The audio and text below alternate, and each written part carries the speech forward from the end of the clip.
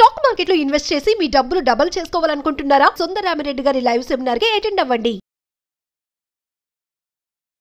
Sir నాకు ఒక సమస్య ఉంది సార్. నేను ఒక అమ్మాయిని ప్రేమించాను సార్. మీరేం చేస్తుంటారు భరత్? నేను సాఫ్ట్వేర్ ఇంజనీర్ అండి. ఓకే, అమ్మాయి అంటే ఎడ్యుకేటెడ్ మేడం, కానీ జాబ్ లేదు, ఇంట్లోనే ఉండేది తను. అసలు మీ పరిచయం ఎలా జరిగింది అది చెప్పండి ఒక్కసారి డాక్టర్ గారికి. పరిచయం అంటే సార్ తనది మా పక్కూరే అండి. అప్పుడప్పుడు కాలేజ్ టైంలో గట్రా తెలిసిన మొహమే మేడం. అయితే తనని ఒక బస్ లో పరిచయం అవడం వల్ల 1 year నుంచి అలాగా డీప్ గా లవ్ చేసుకున్నాం మేడం. ఇంట్లో ఒప్పుకోకపోతే ఇంట్లో ఒప్పించి మరి ప్రేమించి ఇద్దరిని 2 వైపులా ఒప్పించి మరి నేనే మ్యారేజ్ చేసుకున్నాను మేడం. ప్రేమించుకున్నప్పుడు భరత్ అంతా కూడా స్మూత్ గానే ఉంది. అప్పుడు ఏం డిఫరెన్స్ ఆఫ్ ఒపీనియన్ కానీ ఏమీ రాలేదు. ఓన్లీ థింగ్ ఏంటంటే పెద్దలు అంగీకరించకపోవటం, ఆ ఇరువైపుల పెద్దల్ని మీరే అంగీకరించేటట్టు విధంగా చేసుకున్నారు, అంతే కదా? అవును సార్. పెళ్ళి అయ్యి ఎంతకాలం అయింది?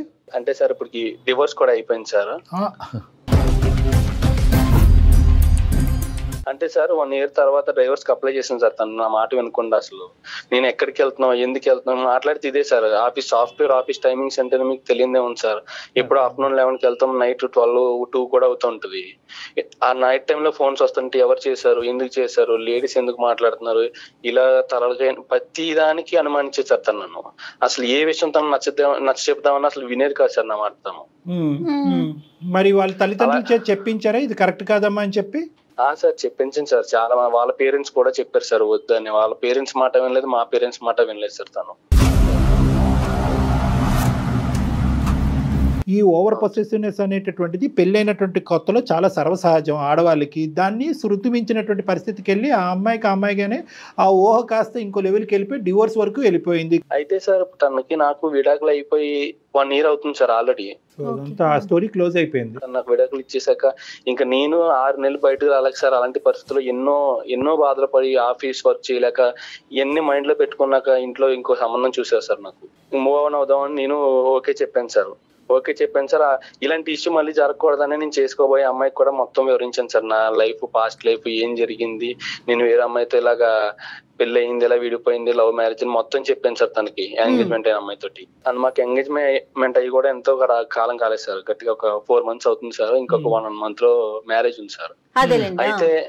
అయితే సార్ ఈ లోపు మళ్ళీ తను నా దగ్గర నాకు ఎంగేజ్మెంట్ ఫిక్స్ అయిందని తెలిసి ఒక 3 months నుంచి తను నన్ను టార్చర్ చేస్తుంది సార్, నా ముందు భార్య. అవును సార్. డివోర్స్ అయిపోయినాయి కదండి.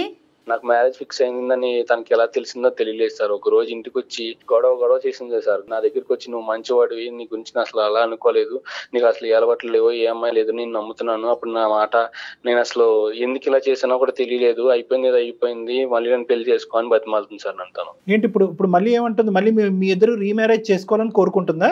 అవును సార్. నీకు ఎంగేజ్మెంట్ అవ్వలేదని అనుకో, కరెక్ట్ గా ఎంగేజ్మెంట్ నీ పెళ్లి టైంకి ముందుకు రావటం ఏంటి? దానికంటే ముందు వచ్చి ఉంటే కనుక బహుశా ఆవిడలో ఏమైనా మార్పు కనిపించుంటే నువ్వు ఏమైనా ఒప్పుకుని ఉండేవాడేమో. మళ్ళీ నన్ను పెళ్లి చేసుకోవాలని చెప్పి సూసైడ్ అటెంప్ట్ చేసింది సార్. నేను పోలీస్ స్టేషన్ లో కంప్లైంట్ కూడా ఇచ్చాను సార్. తన వల్ల నాకు ఇలా ఇబ్బంది అవుతుంది, తన ఇంటికి వచ్చి సూసైడ్ అటెంప్ట్స్ చేస్తుంది, తనకి ఏమన్నా చేసుకుంటే నాకు బాధ్యత లేదని నాకు భయం వేస్తుంది సార్ తను ఏం చేసుకుంటుందని. అది కూడా కరెక్ట్ కాదు, దాన్ని మేము సమర్థించం కూడా. ఎందుకంటే అకారణంగా వెళ్ళిపోయినటువంటి అమ్మాయి తన జీవితాన్ని నాశనం చేసుకుని నీ జీవితాన్ని పాడు చేసి ఈరోజు మళ్ళీ నీ జీవితాన్ని బాగు చేసుకుని వేరే అమ్మాయికి ప్రామిస్ చేసేటటువంటి క్రమంలో మళ్ళీ దూరి మళ్ళీ జీవితాలు చెడగొట్టేటటువంటి దాన్ని మేము ఎలా ప్రోత్సహిస్తాం? నీకు వద్దు, మాకు వద్దు. కానీ ఈ అమ్మాయి బారి నుంచి నువ్వెలా తప్పించుకుంటావు? నువ్వు పెళ్లి చేసుకోబోయేటటువంటి అమ్మాయి ఎలా తప్పించుకుంటుంది? పోలీస్ కంప్లైంట్ ఇచ్చాక కొద్ది తగ్గిందా ఈవిడ? పోలీస్ కంప్లైంట్ ఇచ్చాక తను కొద్దిగా తగ్గినా కానీ సార్ ఇప్పుడు తను ఒక చిన్న డిస్టర్బెన్స్ చేసి వెళ్ళిపోయింది సార్. ఇప్పుడు కూడా ప్రేమించే అంటే నేను పెళ్లి చేసుకోబోయే అమ్మాయికి తన ఆఫీస్ స్పేస్కి వెళ్ళి మరి నా గురించి బ్యాడ్ గా చెప్పింది. చూసారా, ఇక్కడ బాంబు పేలకపోతే అక్కడ ఒత్తిలిగిస్తుంది అమ్మాయి. అంతే జట్టు అందకపోతే కాళ్ళు. మరి అంటే ఏమని చెప్తుంది? ఏం చెప్పడానికి ఏముంది ఇక్కడ? నా వల్ల తను ఇబ్బంది పడినట్టు, నేను తాగుబోతుని తిరిగిపోతుని, తను ఎంతో ఇబ్బంది పెట్టినట్టు ఇలా ఒక్కరు కాదు సార్ 3 చేత చెప్పించింది సార్ తనకి. నా దగ్గర రావడానికి సార్ తనేసి ప్లాన్ అంతా ఇది. నీ దగ్గర రావడం ప్లాన్ కంటే ముందు ఈ పెళ్లిని చెడగొట్టాలనే ప్లాన్. మోటో ఏంటంటే నువ్వు సుఖపడకూడదు, తనకు కానటువంటి వాడు ఎవరికి చెందకూడదు, ఇంకా ఇతని జీవితంలోకి వేరే వాళ్ళు రాకూడదు, మళ్ళీ ఆ అమ్మాయి రావాలి, మళ్ళీ ఆ అమ్మాయి నిన్ను ఉడుం పట్టుగా బిగించాలి, నిన్ను ఊపిరి తీసుకోనివ్వకూడదు. ఇదే పద్ధతి కంటిన్యూ అవుతుంది. సరే, ఆ అమ్మాయి మార్పు వచ్చిందో లేదో అనేటటువంటిది ఈ రోజు అప్రస్తుతం. అదేమి ఇప్పుడు అది పెద్ద మాట్లాడుకోవాల్సినటువంటి అవసరం లేదు.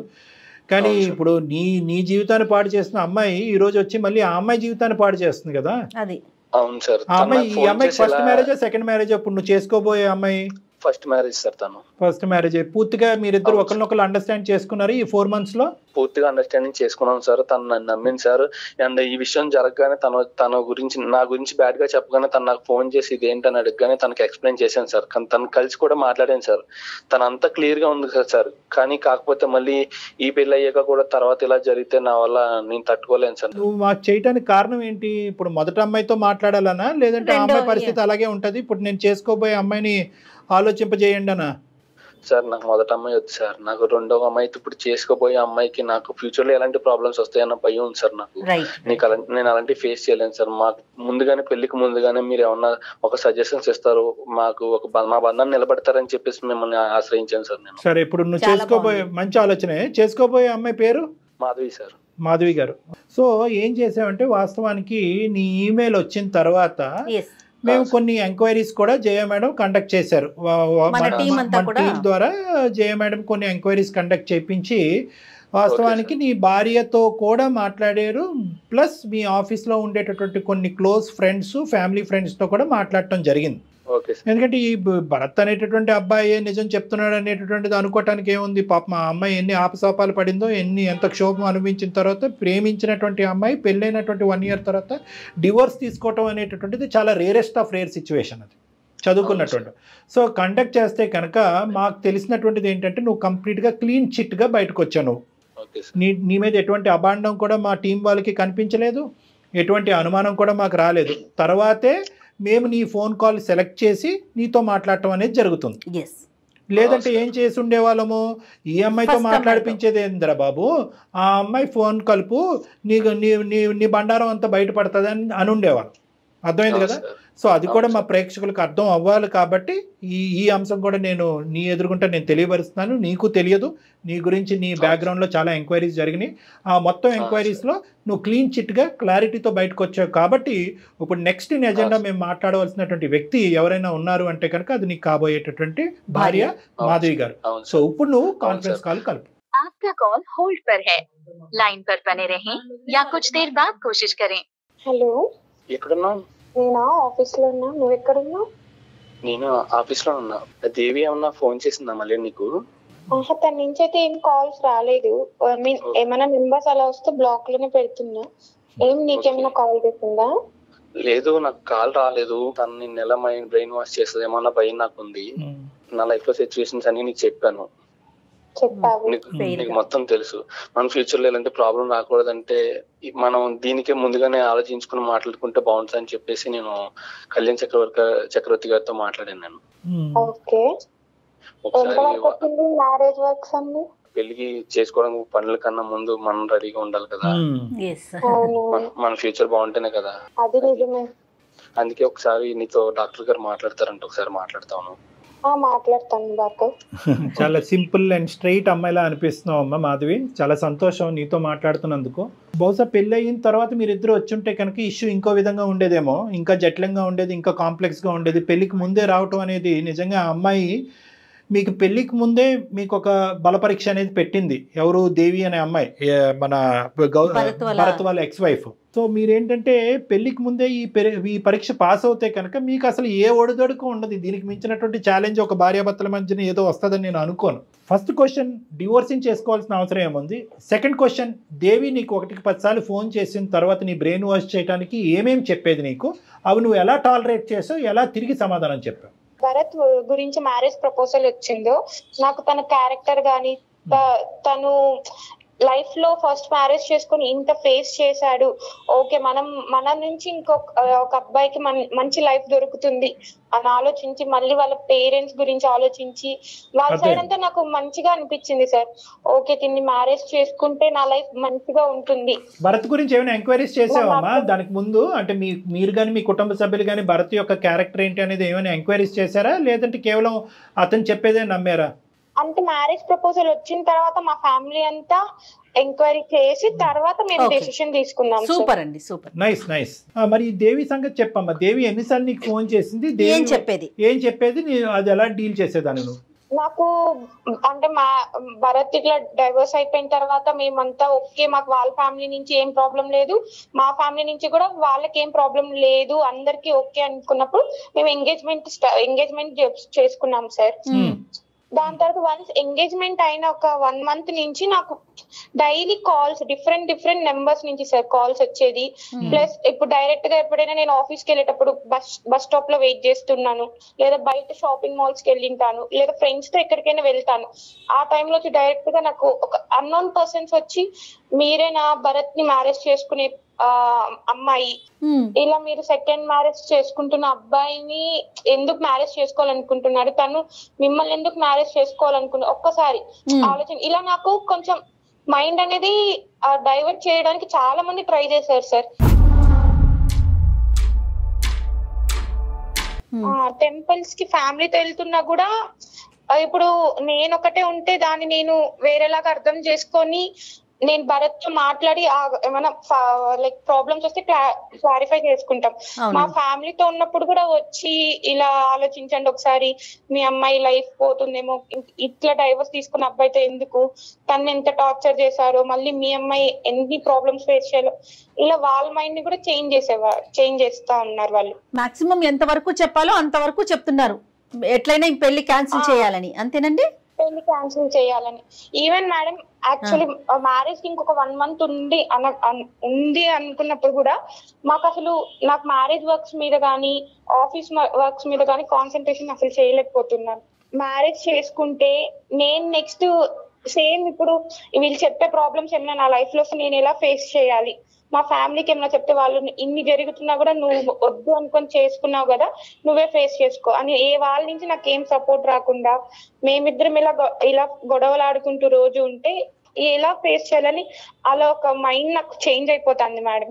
కాదు మాధవి, ఇంట్లో వాళ్ళు వద్దని చెప్తున్నారా? ఎందుకు ఇంత ఇష్యూ జరిగింది కదా, ఈ పెళ్లి వద్దు క్యాన్సిల్ చేసుకుందాం అంటున్నారా మిమ్మల్ని? అంటే వాళ్ళు ఆలోచించు ఒకసారి, ఇంత లైక్ ఇప్పుడే నీదేం కాదు కదా, ఆలోచించు, ఇతను కాకపోతే ఇంకా బెటర్ గుడ్ పర్సన్ రావచ్చు కదా, ఇలా చెప్పేవాళ్ళు. కానీ నువ్వైతే మాత్రం నాకు భరతే కావాలని పట్టుబట్టేదాను అమ్మా.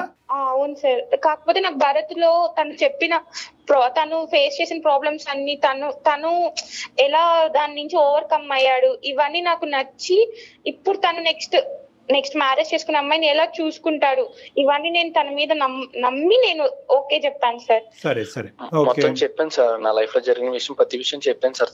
మీరు చేసిన చాలా మంచి పని అదే భరత్. చెప్పారు భరత్. ఇప్పుడు ఒకటి నెంబర్ 1 మీరు చెప్పకపోయినా తెలుసుకోవచ్చు వాళ్ళు, ఎందుకంటే ఇదేదో ఎక్కడో అప్పుడు నెగటివిటీ అవుతుంది కదా, ఎక్కడో మారుమూల ప్రాంతంలో పెళ్లి చేసుకోవటం కాదు, మీరు అప్ఫ్రంట్ గా చెప్పారు, అది అప్రిషియేట్ చేస్తాము. నెంబర్ 1. నెంబర్ 2 ఏంటంటే వాళ్ళ ఎంక్వైరీస్ లో కూడా మీ క్యారెక్టర్ కరెక్ట్ అని తెలిసింది. ఇప్పుడు 3వ ఫేజ్ లో ఏంటంటే మా ఎంక్వైరీస్ లో కూడా మీ క్యారెక్టర్ కరెక్ట్ అని తెలిసింది. సో అన్ని విధాలుగా పాజిటివ్ గా. కానీ ఇక్కడ అమ్మాయికి ఉన్న డైలమా ఏంటంటే, ఆ అమ్మాయికి ఉండేటటువంటి భయంకరమైన సిచ్యువేషన్ ఏంటంటే, ఏ ఆడపిల్ల ముందుకొచ్చి తీసుకున్నటువంటి ఒక స్టెప్, ప్రేమించి సంవత్సరం పాటు ప్రేమించి ఇష్టపూర్వకంగా తల్లిదండ్రులని ఎదిరించో బతిమాలకో పెళ్లి చేసుకున్న మీరే 1 year మించి పెళ్లి నిలబెట్టుకోలేకపోయారు. అలాంటి అబ్బాయిని నేను కోరొచ్చి చేసుకుంటున్నాను, ప్రేమించుకున్నటువంటి అమ్మాయే తట్టుకోలేనటువంటి అబ్బాయిని నేను ముందుకొచ్చి చేసుకుంటే కనుక ఎంత సీవీ నచ్చి ఎంత గొప్పవాడి ఎంత మెచ్చినా కూడా రేపొద్దున నా పరిస్థితి కూడా సంవత్సరం తర్వాత ఇదే జరిగితే ఏంటి అనేటటువంటి ఆలోచన ఆ అమ్మాయిలోకి రావటం. దాంతోపాటు ఏంటంటే వెనక నుంచి వచ్చి దేవి ఈ విధంగా నలుగురి చేత 4 మాటలు చెప్పించి ఈ అమ్మాయి బ్రెయిన్ వాష్ చేయటం. ఈ అమ్మాయి ఏంటంటే ముందు నువ్వు వెనకతలు గొయ్యి, నచ్చినటువంటి అబ్బాయి, అన్ని బాగున్నటువంటి అబ్బాయి, ఎంతో సిన్సియర్గా చెప్పినటువంటి అబ్బాయిని చేసుకోవాలా, లేదంటే లోకం అంతా కూడా ఒకే తట్టి మీదకి వచ్చి ఎందుకు రిస్క్ అనేటటువంటి మాట దేవి మాటల్లో ఏమన్నా 1% అన్నా నిజం ఉందేమో, చేతులు దులుపుకుని ఎంగేజ్మెంట్ వరకే అయ్యింది కదా, ఏముందిలే పెళ్లి వరకు అవ్వలేదు కదా అని చెప్పి వెనక్కి వెళ్ళిపోవాలనేటటువంటి ఆలోచనతో ఆ అమ్మాయి చేసినటువంటి పోరాటం, ఇప్పుడు వరకు చేసినటువంటి పోరాటం బహుశా చాలా కష్టసాధ్యం. అది ఎందుకు 1% రిస్క్ ఉన్నా కూడా ఎందుకు ఇటువంటి దాంట్లో దిగాలి?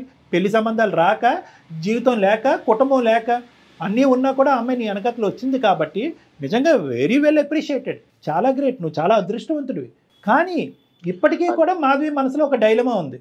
అవును సార్. డైలమా ఉందా, అనుమానం ఉందా, భయం ఉందా, ఏముంది? వరకు వెళ్తే వాళ్ళ నుంచి నేను ఇంకెన్ని ప్రాబ్లమ్స్ ఫేస్ చేయాలి, ఇలా చాలా రేపు సొసైటీలో నేను ఎలా ఫేస్ చేయాలి ప్రాబ్లమ్స్, ఇలా మ్యారేజ్ చేసుకుంటే అని నాకు ఒక డైలమాలో ఉన్నాను సార్ నేను. కదమ్మా, ఇప్పుడు దేవి డైరెక్ట్ గా అప్రోచ్ అయిపోతుందా నీకు ఇప్పుడు ఇంతకు ముందులా కాకుండా? అంటే అలా కూడా కాదు సార్, చాలా కాల్స్ డిస్టర్బ్ సార్, అసలు ఏం వర్క్స్ చేసుకోలేకపోతున్నాను. ఇంకా అమ్మాయి మీద ఏదైనా యాక్షన్ తీసుకోమని చెప్పి వెళ్ళటమే చట్టపరంగా, అంతే కదా. ఆల్రెడీ మీరు పోలీస్ కేసు ఫైల్ చేశారు కాబట్టి ఈ అమ్మాయి అనవసరమైన న్యూసెన్స్ చేస్తుందని చెప్పి న్యూసెన్స్ కేసు పెట్టచ్చమ్మా. మీరిద్దరు కూడా మీ ఇద్దరు కలిసిగట్టుగా వెళ్ళి మీరు న్యూసెన్స్ కేసు పెట్టచ్చు. ఇప్పటి వరకు ఆ అబ్బాయి పెట్టాడు, కానీ ఇద్దరు వెళ్ళి పెడితే కనుక ఆ అమ్మాయికి న్యాయస్థానం అంటే సరైనటువంటి పోలీస్ స్టేషన్లో కానీ సరైన బుద్ధి వస్తుంది. కానీ దానికంటే ముఖ్యం ఏంటంటే ఆ అమ్మాయిని ఇక్కడ డిలీట్ చేసి ఎలిమినేట్ చేయడం, ఈ జీవితంలో ప్రమేయం లేకుండా ఉండటం అనేటటువంటిది ఇక్కడ పెద్ద అంశం కాదు. ఎందుకంటే కనుక దానికి ఆ అమ్మాయి ఇప్పటికీ కూడా అదే ఓవర్ పొసెసివ్నెస్ అనేటటువంటి సినారియో కొనసాగిస్తుంది. నాకు దక్కనటువంటి, నేను ప్రేమించి నాకు దక్కనటువంటి అబ్బాయి ఎవరికి దక్కకూడదనే ఒక స్వార్థపూరితమైనటువంటి ఆలోచన, లేదంటే ఆ అమ్మాయి ఎక్కడ పప్పులో కాలేసింది అనేటటువంటి రియలైజేషన్ రావటం వల్ల ఎంత మంచి వ్యక్తిని నేను పోగొట్టుకున్నానో ఆ మంచి వ్యక్తిని మళ్ళీ నా జీవితంలో ఏదో విధంగా 600 106 రాబట్టుకోవాలనేటటువంటి ఆలోచన, దాంతో ఒక స్వార్థపూరితమైనటువంటి ఆలోచనతో పాటు ఒక శాడిస్టిక్ మెంటాలిటీ ఆ అమ్మాయిలో కనిపిస్తుంది అన్నది మనకు తెలుస్తుంది. మేము కూడా ఎంక్వైరీస్ చేసిన దాంట్లో ఏంటంటే కీ క్యారెక్టరిస్టిక్స్ ఆ అమ్మాయికి ఉన్నాయి. ఆ అమ్మాయికి ఒక నార్సిస్టిక్ పర్సనాలిటీ డిసార్డర్ అన్నట్టుగా మాకు తెలిసింది. అదంతా వేరే విషయం. నేను ఇక్కడ చెప్పేది ఏంటంటే ఆ అమ్మాయి ఎలాంటిది, ఆ అమ్మాయి నార్సిస్టిక్కా, శాడిస్టిక్కా, స్వార్థపూరితమా, లేదంటే మిమ్మల్ని ఇద్దరిని ధ్వంసం చేసి మళ్ళీ భరత్ని దక్కించుకునే ప్రయత్నం చేసిందా, లేదంటే భరత్ యొక్క జీవితం సర్వనాశనం అయ్యేంత వరకు ఆ అమ్మాయి నిద్రపోదా, ఇలాంటివి చాలా అంశాలు మనం మాట్లాడుకోవచ్చు. కానీ ఇక్కడ ప్రత్యేకంగా కావాల్సింది ఏంటంటే ఈరోజు పెళ్లి కావాల్సినటువంటి అబ్బాయిలు అమ్మాయిలకి నేను ప్రత్యేకంగా చెప్పేటటువంటి అంశం ఏంటంటే ప్రీ మ్యారిటల్ కౌన్సిలింగ్ అనేది చాలా ముఖ్యమైనటువంటి అంశం. ఇలాంటి వాటి గురించే ఒక సిచ్యువేషన్ ఫేస్ చేశాను నా లైఫ్ లో, మళ్ళీ ఇలాంటిది నేను ఫేస్ చేయడానికి రెడీగా లేను. నువ్వు ఇప్పుడు నా మీద ఎన్ని నమ్మకాలు పెట్టుకున్నా కానీ ఫ్యూచర్ లో తన మాటలు కొంచెం నిజం అనిపించచ్చు నీకు. మ్యారేజ్ కి ముందు ఈ ప్రాబ్లమ్స్ అన్ని సాల్వ్ చేసుకోవాలి. నెక్స్ట్ ఫ్యూచర్ లో ఇప్పుడు నువ్వు ఆ ప్రాబ్లమ్స్ ఫేస్ చేసి వచ్చావు, నేను ఆ ప్రాబ్లమ్స్ కూడా ఫేస్ చేయకూడదు నా మ్యారేజ్ లైఫ్ లో అని నేను డిసైడ్ అయ్యాను. సో అందుకే నేను కొంచెం ఇలా డైలమాలో ఉంటున్నాను. ఇక్కడ ఏంటంటేనమ్మా, ఒకటే మాధవి భరత్ మీ ఇద్దరికి చెప్పేది ఏంటంటే ఈరోజు ఇప్పుడు మీరు చేసినటువంటి ప్రయాణం ఒక 4 నెలలు మాత్రమే. దీనికంటే ఎన్నో 10 రెట్లు మీరిద్దరు ప్రయాణం చేయాలి. ఎన్నో సంవత్సరాల పాటు జీవితకాలం ప్రయాణం చేయాలి. ఇప్పుడు ఈ అమ్మాయి పెట్టినటువంటి వర్డ్స్, ఈ బీజాలు ఏవైతే ఆ అమ్మాయి నాటిందో నీ బ్రెయిన్లో, ఓకే భరత్ సంగతి తీసి పక్కన పెట్టేసి మాధవి, ఎప్పుడైతే ఏజ్తో పాటు నీకు ఒక మెచ్యూరిటీ, ఒక అవగాహన, ఒక ఆలోచన, ఎక్స్పోజర్, ఎక్స్పీరియన్స్ పెరుగుతాయో ఏదో ఒక చిన్నపాటి సంఘటన నీకు కనిపించవచ్చు. ఎవరితోనో మాట్లాడుతున్నాడో, ఎవరితో చాలా ఫెమిలియర్గా వ్యవహరిస్తున్నాడో అనేది.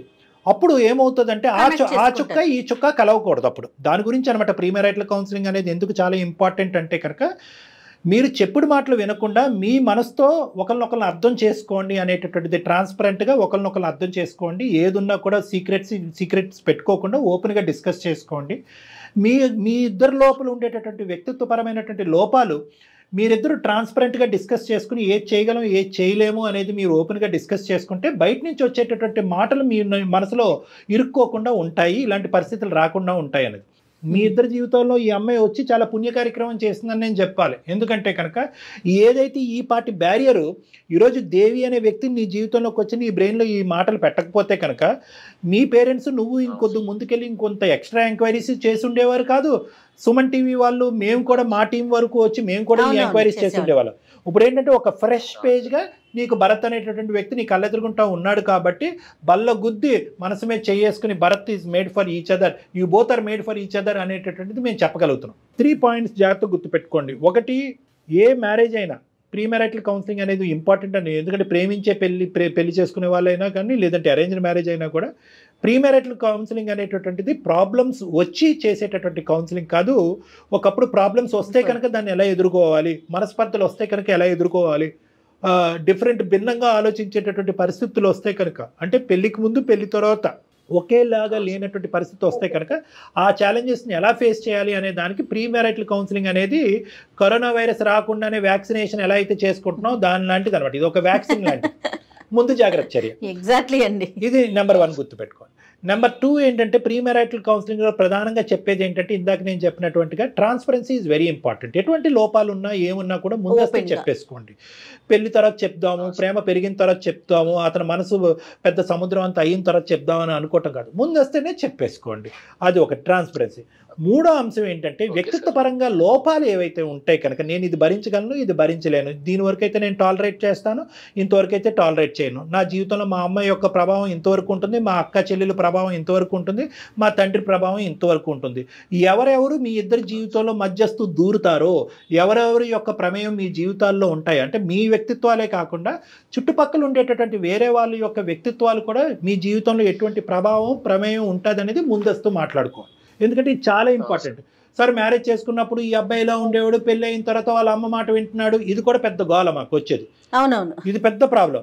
మా అత్త మాట వింటాడు, ప్రేమించేటప్పుడు ఏమొచ్చి నువ్వే ప్రపంచం, నువ్వే జీవితం, నీలాంటి అమ్మాయిలు నేను చూడలేదని అంటాడు. పెళ్ళి అయిన తర్వాత వాళ్ళ అమ్మ పక్కనే కూర్చుంటాడు, వాళ్ళ అమ్మ చెప్పిందేమి అంటాడు, ఈకలు పక్కపక్కలో అనేది అంటూ ఉంటాడు. సో కాబట్టి ఏంటంటే వాళ్ళు చుట్టుపక్కల ఉండేటట్టు. అదేవిధంగా అబ్బాయిలు ఏమంటూ ఉంటారు, ఇదేంటి టైం దొరికినప్పుడల్లా మీ అమ్మకు ఫోన్ చేస్తావు, అమ్మ పప్పులో ఎంత ఉప్పు వేయచ్చు అని మీ అమ్మనే అడుగుతావు, అమ్మ ఈరోజు సాంబార్ వాడాలా లేదంటే తోటకూర వేపడి చేయాలని మీ అమ్మనే అడుగుతావు, అన్నింటికి మీ అమ్మని అడిగేటట్టు అయితే నేను ఎందుకు అని చెప్పి అబ్బాయిలు వచ్చి మా దగ్గర చెప్తాను. సో ప్రీమెరైటల్ కౌన్సిలింగ్ అనేది కేవలం మీ మనసులు మీ మనస్తత్వాలు అర్థం చేసుకోవటమే కాకుండా ఎవరెవరు ఎంత పాత్ర పోషిస్తారు మీ ఇద్దరి జీవితాలు అనే సబ్జెక్ట్ కూడా ఇరువైపులా అర్థం చేసుకోవడానికి ప్రీమెరైటల్ కౌన్సిలింగ్ అనేది ఫ్యామిలీ కౌన్సిలింగ్ కింద కూడా పనిచేస్తారు. ఎంత బలంగా ఉన్నా కూడా దేవి లాంటి వ్యక్తులు పదే పదే మీ జీవితాల్లో దూరి మిమ్మల్ని ఇబ్బంది పెట్టేటటువంటి పరిస్థితి వస్తుంది అంటే కనుక మీరిద్దరు ఇంకా చిన్నపిల్లలు, భవిష్యత్తు ఉంది. అటువంటి శాడిస్టిక్ మెంటాలిటీతో, నార్సిజం అనేటటువంటి ఆలోచన శైలితో వచ్చే దేవి లాంటి వ్యక్తులు మీ జీవితంలో వచ్చి ఇంకా చిందరవందర చేయకుండా మీరు పోలీస్ స్టేషన్కి వెళ్ళటం కానీ లీగల్ అడ్వైస్ తీసుకోవటం కానీ ఖచ్చితంగా అయితే మాత్రం చేయాలమ్మా రానున్న రోజుల్లో. Okay sir. బీ స్ట్రాంగ్ అండి, స్ట్రాంగ్ గా ఉండండి, డాక్టర్ గారి సలహాను తీసుకోండి. అవసరమైతే ఒక్కసారి మీ ఇద్దరు కూడా వచ్చి కలవచ్చు పర్సనల్. ఏమైనా ఉంటే కనుక రండి. 90% అంతా క్లియర్ అయిపోయింది అన్నట్టు నాకు అనిపిస్తుంది. ఏమైనా ఉంటే కనుక ఆలోచించరండి, లేని పక్షంలో రావద్దు. చెప్పినటువంటి సూత్రాలు మాత్రం గుర్తుపెట్టుకుని హ్యాపీగా ముందుకెళ్ళండి. Thank you. Thank you. Bye.